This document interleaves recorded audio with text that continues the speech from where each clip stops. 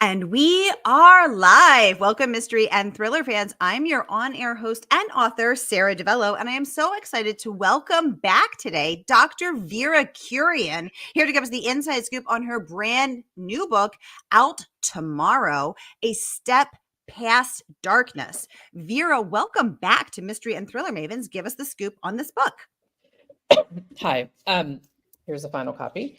So A Step Past Darkness is a mystery, which might have some supernatural elements, about a group of high school kids in 1995. So it definitely has some 90s vibes if you're feeling nostalgic, who are put together to work on a school project together, and they are attending a party in the local abandoned mine when they witness a horrible crime, and they spend that summer trying to unravel that mystery. And then they have to break apart. And then 20 years later, they have to come back because one of the six has been murdered, and they have to solve that murder. So it's a dual timeline, six POV mystery. Yes. And I have so many questions, and I can't wait to get into every delicious detail. And we will also, of course, getting to your questions. So welcome, mystery and thriller fans, no matter where you're watching from. And we are broadcasting live to 6 different destinations across Facebook and YouTube. You're in the right place. This is the right time. It is a Mystery Monday. And because Mondays can be murder, we're going to make them a little less painful and get your week off to a killer start. So if you've been here before, you know the drill. And if you're new, welcome, friends. We're so happy you're here. Here's the drill. Every Monday, I give you my hand-picked featured authors, and you get to ask them anything. So ask Vera about this book, about her writing process, about her study of psychopathy in real life. Any questions you have about real life psychopaths, this is the chance to ask a real life PhD. And get those questions going in the comments, and I will get right into them. So let's hop right in. Renee joining us live from Facebook saying, hi, Sara and Vera from Southeast Florida. Hi, Renee. So great to see your name pop up and your cute little puppies. Cute dogs. Allison, also joining us from Facebook, says she can't wait to read. Yay. Thanks, Allison. It is out tomorrow. We're going to talk all about the 20th. that. Sorry, it's all on the 20th. Oh my gosh, I now remember that Lauren, that Justine and I, we had to do this a week early due Major to reschedule. my Sorry. schedule. Yeah. Yes. I have out-of-towners coming for the book launch, so I have to entertain them on Monday. Totally. And I'm booked through July, so we have to do it when we can. Robin, welcome from Facebook saying, hi, Sara and Vera. Hi, Robin. Welcome. Renee saying, happy early pub day, Vera. Yes, happy early pub day. 1 week and 1 day early. Okay, so let's get right into this. So Vera, last time you joined us, it was for your debut book, where you wrote about 6 real-life psychopaths, or those who have antisocial personality disorder, who were in a psychopathy study, and were things got a little hairy. So tell us about this book. First of all, are there any psychopaths in this book, and how did you segue into this topic? I think this book, in a strange way, it's like they're both sort of high concept, but this one feels closer to reality, even though there might be some supernatural stuff, because the premise of Never Saw Me Coming is just like so over the top. This takes place in a small Pennsylvania town that is like a town that you grew up in if you lived in suburbia. But I grew up reading a lot of Stephen King, and it is my favorite Stephen King book of all of the books that I've read by him. And I used to read that every summer when I was younger.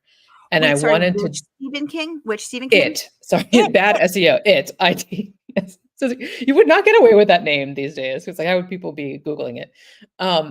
But I wanted to write a book that was like sort of an homage to that had an ensemble cast.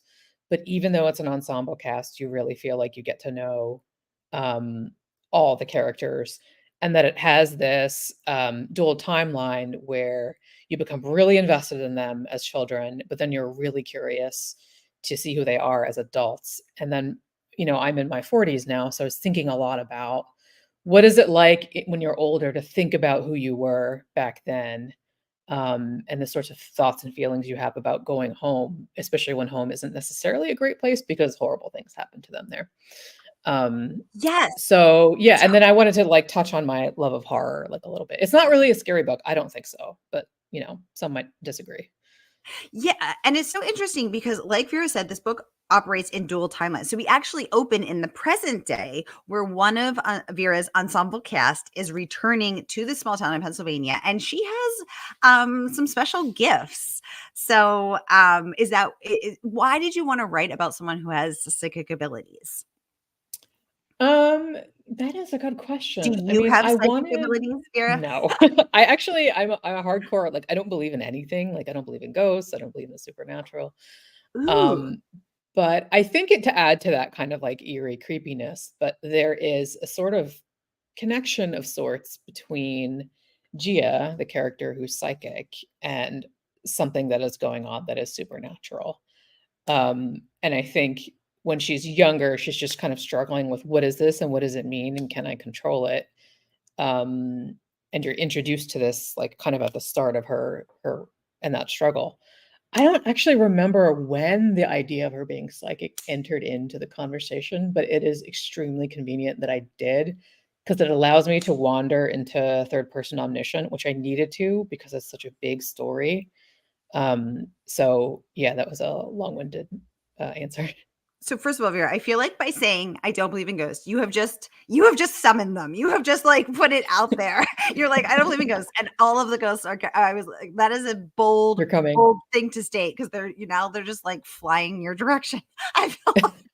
And it's so funny because last Monday I hosted Amina Akhtar, and she shared on air that she lived in a haunted apartment. She had a closet. Oh, She had in New York. She couldn't get rid of it. It was a she called it her closet monster, but she actually had a dream that if she took a picture in the dark in her bathroom, she would see what was haunting her.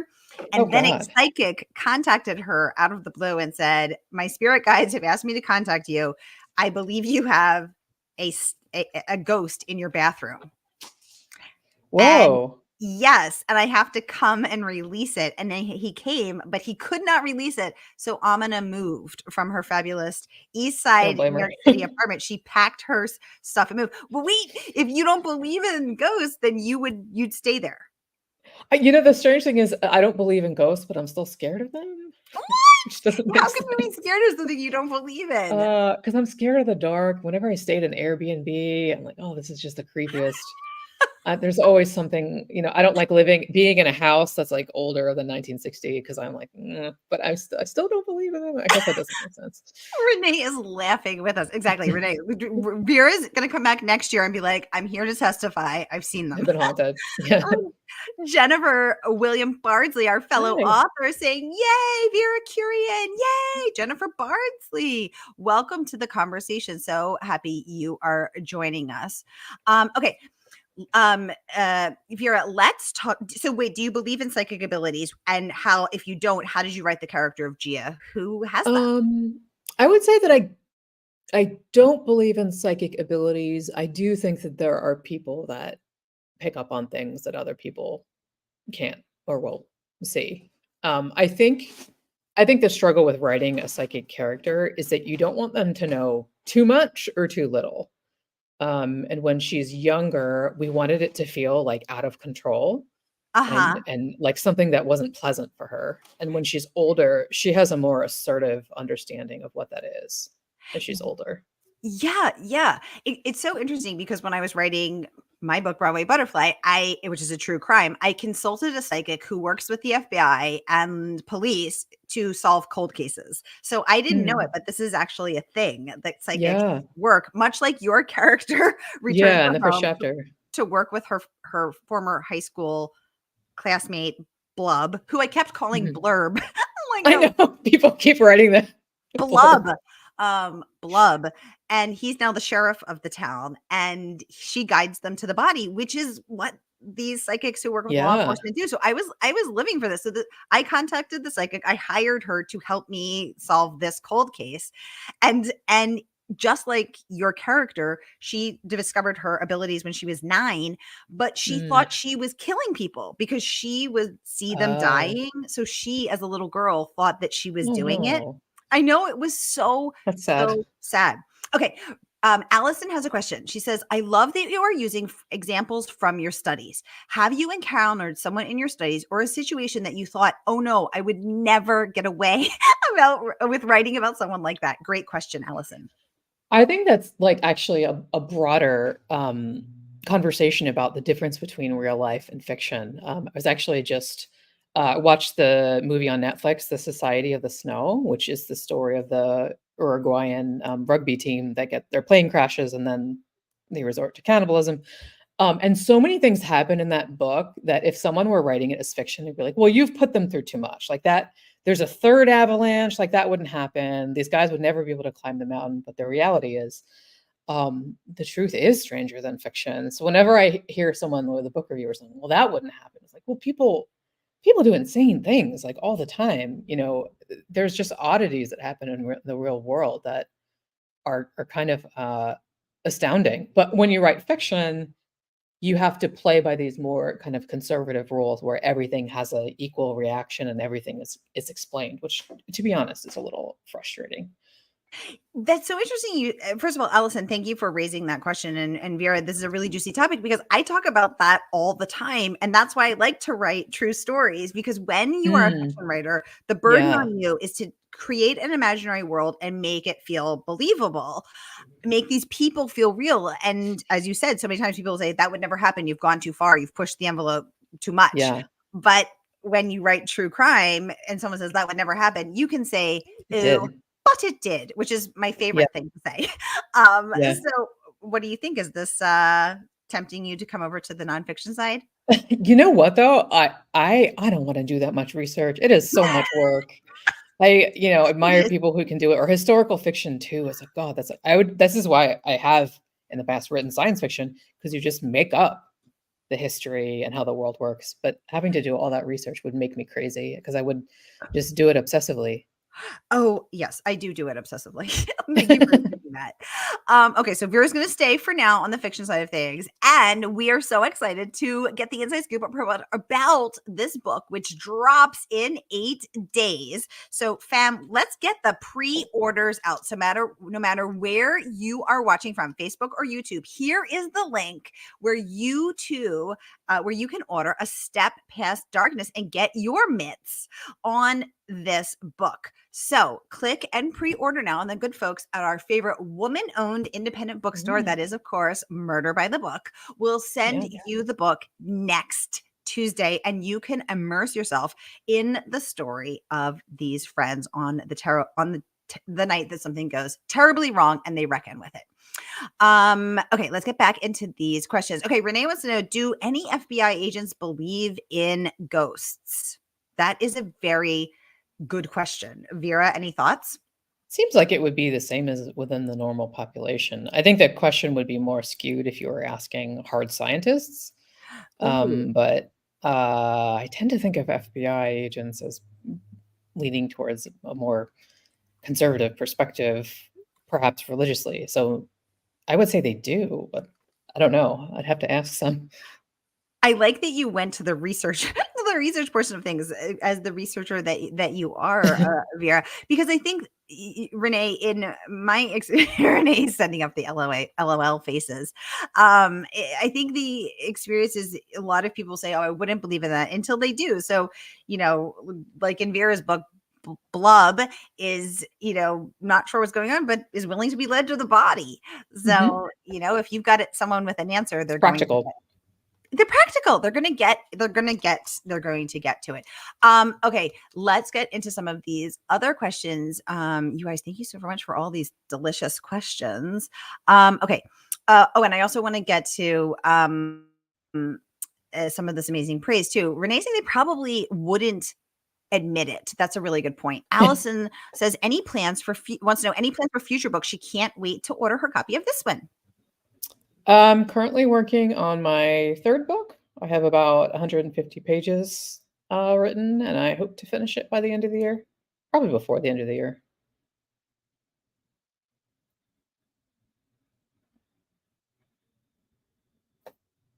My sound cut out there. Vera, is your book going to be another thriller? I would say it's more of a crime novel. it doesn't have the like necessarily whodunit or breakneck pace. Ooh, okay, okay. Um, ooh, we have a mystery user saying FBI agents would say it depends on the circumstances. I'm gonna go out on a limb and say this is an FBI agent. Um, and I like that answer. It sounds very careful, and I respect that. Okay, let's so Vera, okay, so third book is coming out. Do you have a pub date for that one yet, by the way, before we get off the third book? No, not yet. Okay, okay. Vera, we had a question from Elisa who says she can't be able to join us live, but we'll watch the repeat later. She wants to know what has changed for you in your writing process from book 1 to book 2, and do you have any advice for someone who's still trying to get published? Yeah. So the difference between your first book and any other subsequent book is the first book you have as long to write as you want. It can take you 10 years, it can take you 10 days. My second book I wrote under contract, so I had to turn it in. I think we signed the contract in fall of 2021, and I turned it in January of 2022. Is that correct? 2023. Sorry. What is time? So I had, about a year to write it, and I was very worried about hitting deadline because I am not someone that violates deadlines. So I actually really meticulously planned out absolutely everything. I wrote profiles of all the characters first, and then I plotted the entire book before I started writing it. And if you are a writer and you're interested, I write a lot about the process of writing and craft on my Substack, which you could find very easily. But it's some of it was kind of the same. I did plan out the first book, but I very carefully planned out this book also because it's more complicated because there's 2 plot lines and 6 main characters. So I think that I'm always going to kind of plan out a book before I write it because I don't have a lot of time to keep rewriting things over and over. I'm not a huge believer in that. Perfect. And any advice for someone, she said, still trying to get published? You need to have a kind of like dogged determinism. I mean, Ooh. I remember one of my teachers who got his PhD in writing saying he looked back on his cohort and it wasn't the best writers who got published, it was the ones who were the most persistent. You need to be able to have 1,000 doors slammed in your face. I mean, as much as you look at people like me that got book deals, I got rejected by 300 agents before I got an agent. I wrote 4 books before I got the right book. So you need to keep working. And I would also say, like, read a lot. Um, read read across genre, read literary, read within your genre, read everything, and then know your market really well. Vera, thank you for sharing that because I think that the rejection isn't something that we talk about enough. Yeah. And it's so true. And I think, I've had so many doors slammed in my face too. And I think, I think you're right. I think dogged determination, relentless persistence. And I think, I mean, we have to talk about the fact it hurts when a door gets slammed in your face. It isn't like or at least I am Yeah. not like totally immune to that. And I just go on my merry way. Like it No. hurts deeply. It can be really depressing. Yeah. And I know people who like, for other reasons were struggling with mental health. And I was like, I don't know if now's the best time for you to query because it makes you wonder, am I good enough? And or you'll get people, this is, I think, the worst when people are like, oh my God, I love your writing. The book is so good. I'm not going to represent it. But yeah, yes. And that's even more confusing because it's like, well, is it good enough? And it's also Yeah. really hard, I find, to keep believing in yourself when you're like, okay, another 100, that people have said no. And then you have to keep believing in the worth of your work. And thank you for Yeah. sharing that you wrote 4 books, I'm sorry, was Never Saw Me Coming number 4 or number 5?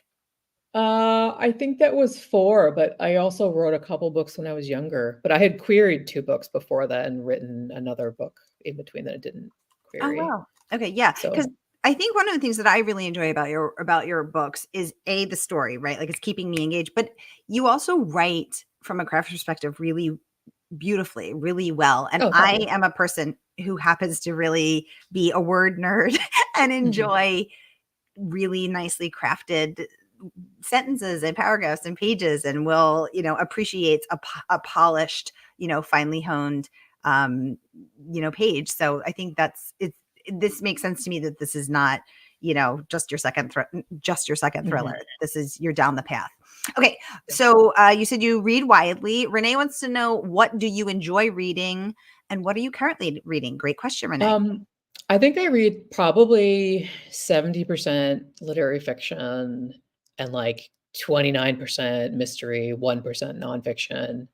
I'm currently reading The Bee Sting by Paul Murray. Someone correct me if I'm wrong. There's several Pauls that were nominated for awards this year. I'm pretty sure it's Murray. And I just finished Wellness by Nathan Hale, which was so good. It's his second book after The Knicks, which is just a story of this relationship. The Bee Sting is about this family in Ireland, which they're both big fat books. I'm just kind of in the mood for that. And then I pre-ordered Kelly Link's new book, which is coming out tomorrow. It's her first novel, but she's this very highly acclaimed short story writer who writes these like weird sort of speculative things. And people are like super psyched about this book. It's called The Book of Love. I think it's going to be one of the big books of the year. Ooh, okay, great. Allison wants to know, what is your favorite character that you have written? So let's take that for first this book, and then also include the psychopaths from Never Saw Me Coming. Oh, that's so hard because you can tell that I love like all 6 of the main characters. I mean, I think probably James, who's the like kind of burnout stoner character. Although I do really enjoy the villain in this book. I won't say more about them. In the previous book, Chloe, of course, because she's hilarious, or at least I think she is hilarious. Renee saying, thank you for sharing, Vera, about your journey to publication and the rejections that you that you overcame in order to get to where you are. Okay, you guys, the book is not even out yet. Vera is coming on today to give us the exclusive sneak peek and take all of your questions about the book. So here again is the link to pre-order, again, from our favorite woman-owned indie. So let's get the pre-orders out, and the good folks at Murder by the Book will send you those books the day it drops, which is next Tuesday, February 20th. So here again is that link, whether you're watching on Facebook or YouTube, to pre-order. Welcome, Andrea. Welcome, Diane. Welcome, Judy. Thank you, Patricia, Heather, Christopher. Thank you all for joining us today. Fiona, welcome. Joe, thank you. Kendra, good to see you. Everybody, I see you. Jane, welcome to the conversation. Okay. Yes. So welcome everybody. And I think we have time for probably 2 more questions. So, I want to make sure that we get to those. Vera, I want to get to another one also from Marcy. She said she will be watching as from later as well. She said this is one of her most anticipated books of the year, and she is so excited to get it. And she was wondering, what do you think the secret is to writing characters that stay with readers? Yeah, I mean, I think that you have to take it more seriously than any other aspect of the book, because if you can't remember anything about a character and you just remember the plot, then why wouldn't you just read like a Wikipedia summary of that book? I mean, why would I care? I think that I actually have several articles about this on my Substack. I actually spend a lot of time thinking about their inner psychology and, everything about, I know, what books are on their bookshelves. I know about their family histories. I know who they're friends with and why, and what are their kind of inner turmoils. But I fill out several different questionnaires for each character. And then I always think of it as like there's an iceberg behind the fog. And the more I think about it, the more questions I answer, the more the fog gets pulled away. So that even if I don't say everything, even if I don't put in the book what books are on their bookshelf, that I know what's on their bookshelf because I know them that well. So they need to feel 3-dimensional. So then I was going to ask a follow-up question to Marcy's, which is, do you use your background as a PhD in psychology to infuse your characters to make them feel. Oh, a kitty. Oh, sorry. He's being very disruptive. Oh my God, my cat-sized dog is currently pawing at my leg.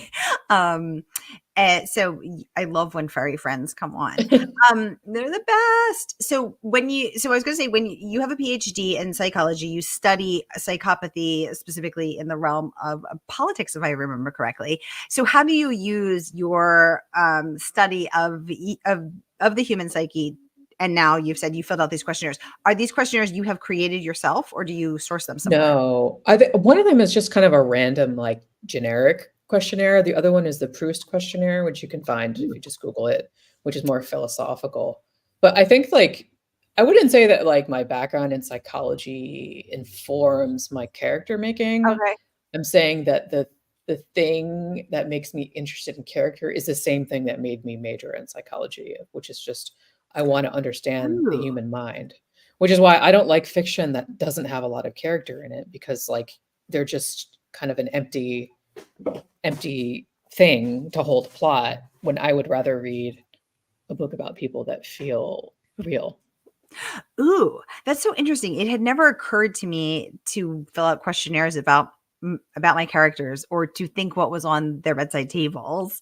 So I think someone asked earlier who your favorite character was. I will say my favorite character is Gia. First of all, because I have a very dear friend whose name is Gia. So I had never seen a Gia on the page before, and I like texted her. I was like, Gia, I found the Gia. And what do you think's on her bedside table? Oh, probably, like, gosh, I had this book when I was at high school, because I was really into the occult, like, obviously, about how to see auras, Wait, like the something occult along. that the occult that you don't believe in? Yes. Well, back then maybe I did, but Oh, okay. I would say something about, like, crystals, or, like, seeing auras, or actually she is the sort of person that would get really, as she gets older, really into, like, social justice and environmentalism, which is why she ends up working in the solar With field. her two best friends. Yes, this is why I am also into crystals as a yoga teacher and environmentalism. So this makes sense why Gia is my fave.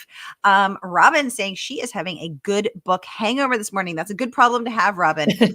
And I got the right book for a chaser. What do they say? Hair of the dog. This is your hair of the dog. Allison says she was going to ask the question about character too, and she says thank you so much for answering and for taking the time to talk with us. Yeah.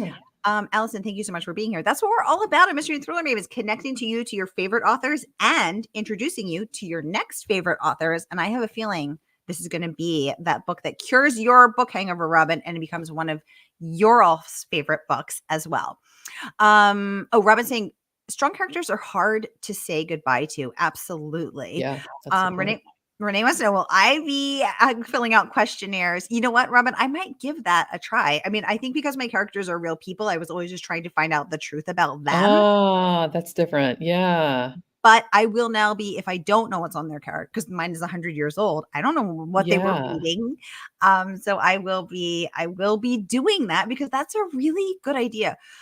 Wait, I'm blanking. Who is your favorite character in this one, Vera? James, probably. And what's on his bedside table? Oh, I would like anarchist cookbook type of thing, or something about marijuana. Marijuana brownies, Yeah, marijuana and 50 delicious chocolate recipes is what's on James's bedside table. true. Oh my goodness. Okay, I think I have time for one more question. I'm going to scroll back. We're getting all these laughing faces up, you guys. Exactly. We're laughing with you. We are laughing with you. Okay. Okay. John would like to know, do you find it harder to write male characters? I don't, and I've never been criticized for getting it wrong, so I think I'm okay there. If there's something I'm getting wrong, I think it might be something, like, super subtle. But I've never gotten a complaint about that. So if Do you you have have a any complaint, male first readers, Vera, do I have male first readers? or beta Not readers, at or even not at the draft editors? form, actually. I mean, maybe at the, like, I've kind of already written the first draft. But I tend to feel like pretty comfortable writing male characters because I guess I read pretty widely across them both. But yeah, that is a good question because I do know some people like really struggle with that. Jean, okay, last question. Jean wants to know, audiobook, did you get to pick the voice? Yeah, they usually give you a choice of like 5 or 6, and then I would like listen to samples of a few of their different audiobooks because it can make a difference. And my first audiobook was great. I haven't heard the second one yet, but I'm looking forward to it. But But audiobooks are huge now. you picked the voice. Yeah. Yay. And was it a clear choice for you, Vera? I mean, have to listen to them in samples of different books because their reading of like a comedy is totally different than them reading a drama. Oh, interesting. Mine read the first 10 pages of the draft. So I heard them reading the Oh. actual words and then I got to pick. So I picked for my first book, I listened to I think 6 finalists and picked one. And then this one they picked it for me and she was perfect. This amazing actress, Jordan Cobb in New York, was absolutely perfect. So Mhm. I didn't get to pick this one, but they picked it for me. So Yeah. you will listen to auditions from other books. No, they're not even auditioned, they're published books, and then I Oh, picked based on listening to the samples. oh, got it, got it, got it. Oh, cool. Okay, love that. Okay, you guys, the book drops next Tuesday. Here again is that link. So pre-order today. Get those books up. Yes. And excuse me, where you're watching from on Facebook or YouTube, here is that link to click and pre-order. And then I want to know who your favorite character is. And if anyone gets the audiobook, what do you think of the voice? Report back in Mystery and Thriller Mavens, where we spill all the tea, free and open to all. All right, y'all, that is a wrap. I'll be back at 7 and 8 tonight with Iris Yamashita and Lynn Lau Butler. So have a great rest of your day, and I will see you tonight. Hey.